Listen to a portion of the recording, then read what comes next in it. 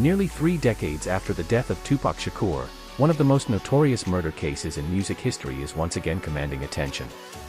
The rapper's killing in Las Vegas in 1996 has remained a haunting mystery for generations of fans, investigators, and people connected to the hip-hop world.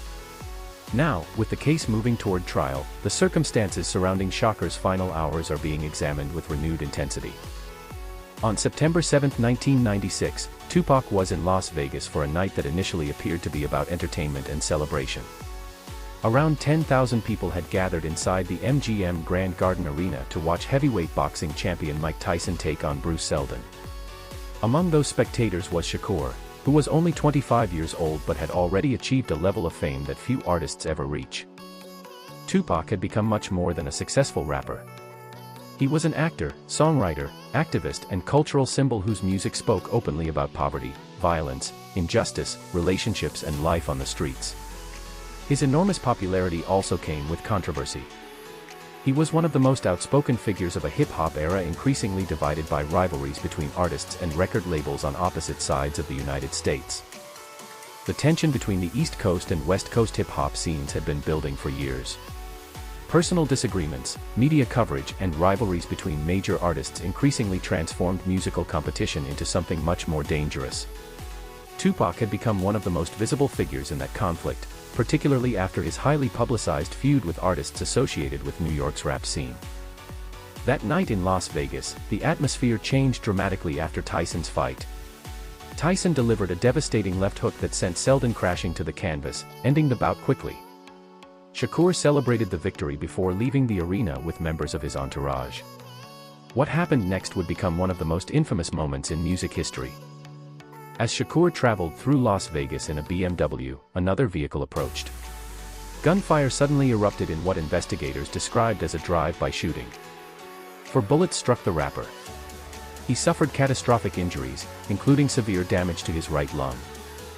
The attack immediately triggered a massive response. Shakur was transported to the hospital, where doctors fought to keep him alive. His fans around the world waited anxiously for updates, hoping that the young star would survive.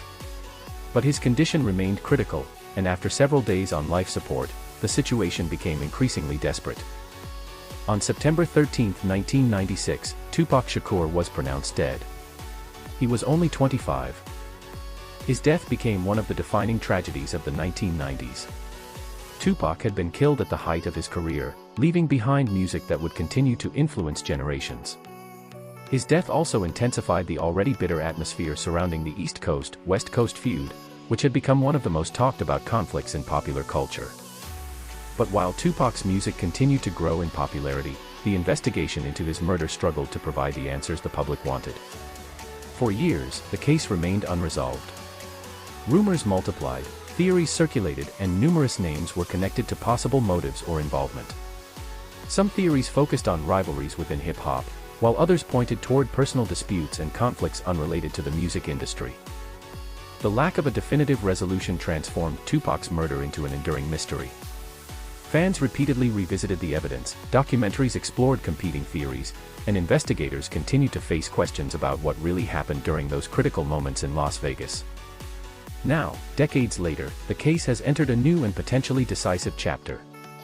The prospect of a murder trial has brought renewed attention to the evidence surrounding Shakur's death and to the people who were connected to the events leading up to the shooting. For prosecutors, the case represents an opportunity to present evidence in court and establish what they believe happened. For Tupac's family and millions of fans, the proceedings could provide something that has been missing for almost 30 years, a clearer account of how and why the rapper was killed. The passage of time, however, makes the case especially challenging. Witness memories can change, evidence can become harder to locate, and individuals connected to the investigation may no longer be available to testify. Yet the continued public interest demonstrates just how significant Tupac remains more than a quarter century after his death. Tupac's legacy has only grown since 1996. His albums continue to be streamed and purchased, his lyrics remain widely quoted, and his influence can be heard in artists across multiple generations. His story has also become part of the broader history of hip-hop, representing both the creative power of the genre and the dangers surrounding the culture during one of its most turbulent periods. The upcoming legal proceedings therefore carry significance far beyond a single criminal case. They could force a renewed examination of the rivalries, relationships, and conflicts surrounding one of the world's most famous rappers at the moment his life was cut short. For years, Tupac's death existed in the space between fact and speculation. Now, as the murder case returns to the courtroom, the focus is shifting from theories and rumors toward evidence and testimony. Nearly 30 years after gunfire ended the life of a 25-year-old artist who had already changed music forever, the world is once again asking the same question: what truly happened to Tupac Shakur on that September night in Las Vegas? The trial may not erase the decades of unanswered questions, but it could finally bring the case closer to the truth, and give one of hip-hop's greatest legends the long-awaited pursuit of justice.